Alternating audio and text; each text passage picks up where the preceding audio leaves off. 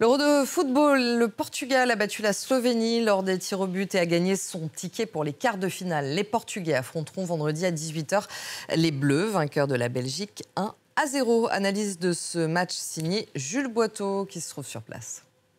France n'a toujours pas marqué de but dans le jeu par l'un de ses propres joueurs. 360 minutes de jeu, 6 heures que les Bleus jouent dans cet Euro et ils n'ont toujours pas marqué de but par l'un de leurs propres joueurs dans le jeu. Je répète cette stat absolument ahurissante. Avant cela, on avait eu droit à un match extrêmement tendu ici à la Düsseldorf Arena. En témoignent les 3 cartons jaunes reçus par les joueurs français dans les 25 premières minutes. On a senti que les deux équipes ne voulaient pas prendre le risque d'encaisser le premier but.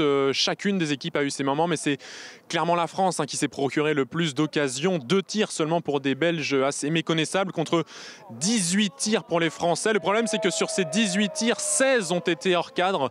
Les problèmes d'efficacité de l'équipe de France persistent, donc il faudra absolument régler la mire pour le quart de finale. Et puis côté joueur, mention spéciale pour William Saliba qui a été énorme en défense centrale et qui a éteint Romelu Lukaku. Il répond vraiment aux attentes de Didier Deschamps depuis le début de la compétition. Et puis aussi Jules Koundé qui a reçu le trophée d'homme du match UEFA et qui a bien canalisé sur son côté droit Jérémy Doku qui était la principale menace belge dans ce match. Voilà les Bleus qualifiés un peu miraculeusement pour le quart de finale qui se jouera à Hambourg vendredi prochain.